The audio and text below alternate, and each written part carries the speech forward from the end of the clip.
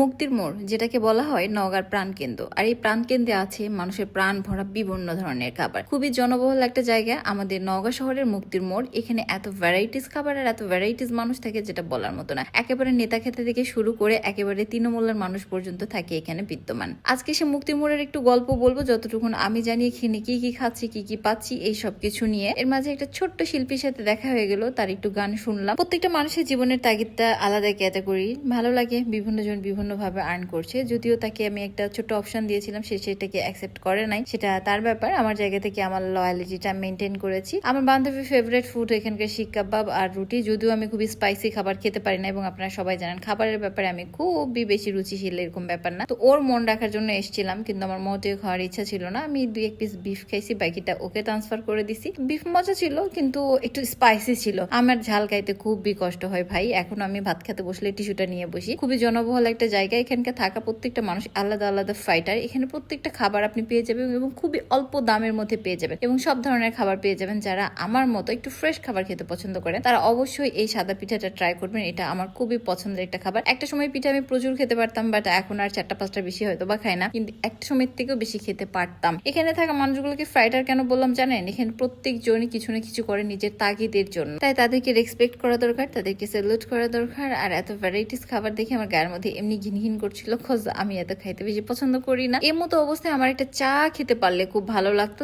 চায়ের খোঁজে চলে গেলাম আমার ছোট বোনের এইখানে, ওকে সারপ্রাইজ দিয়ে দিলাম। ও তো রীতিমতো সারপ্রাইজ, মানে সে একটুও জানতো না যে আমি আসবো। এবং তাকওয়া ফুডকার্টে যদি আপনারা এখনো খাবারটি না খেয়ে থাকেন অবশ্যই ট্রাই করবেন। এটা কিন্তু আমাদের মুক্তির মোড়ে নওজোয়ান মাটির ভিতরে আসলেই দেখতে পারবেন তাকওয়া ফুডকার্ট। এবং পিটিআই স্কুলের পিছনে যে রাস্তাটা, এখানে এত ফ্রেশ খাবার, চিকেন ফ্রাই আর নাচোস বলেন আর তার সাথে ফ্রেঞ্চ ফ্রাই বলেন, একবার ট্রাই করবেন। আপনার প্রাইস অনুযায়ী আপনি যে খাবারটা পাবেন আমি আপনাকে 100% শিওর করতে পারি যেটা নওগাঁর কোথাও নাই। আর নওজোয়ান মাঠ মানে এত ভাইব্রেন্ট একটা জায়গা যেখানে সবাই আসে। আগেও আমি বলেছি, এত এত মানুষের ভিড়ে খুবই মজা নিয়ে এখানে কিছু টাইম বসেছিলাম, এবং আমি আর আমার বান্ধবী মূলত চা খাওয়ার জন্য বসি। কিন্তু ওই তো ওই সে তার সাথে কথা বলতে বলতে আমার মনে হয় আমাদের দুইজনের যে ব্যাপারটা আমাদের গল্প করার ছিল সেই টপিকে আমরা যেতেই পারছিলাম না। যখনই নিজেদের কথা বলতে লাগছিলাম তখনই কেউ না কেউ আসছিল, এবং তাদের সাথে কথা বলতে বলতে আমাদের ওই বিষয়টা মাথা থেকে চলে যাচ্ছিল। ফাইনালি 1 কাপ চা খেতে পেরেছি, এবং এই চায়ের বিলটা দিতে হয়নি। Thank you so much Shaon ভাই, আমাকে এত সুন্দর একটা চা খাওয়ানোর পরে। এখান থেকে চা খাওয়ার পরে বের হয়ে চলে গিয়েছিলাম আমার শোরুমে। এবং পরের দিন আমি যখন আমার গ্রামের বাড়িতে যাচ্ছিলাম, ঢাকা বাস স্ট্যান্ডের এখানে একটা জুস বার দেখলাম। আমার কাছে মনে হলো একটু ট্রাই করি, যেহেতু গ্রামের বাড়ি যাচ্ছি কিছু পার্সেল নিবো এবং একটু খেয়ে দেখবো কেমন লাগে। এত কালারফুল, এবং আমার বাবার বাড়ির এইখানে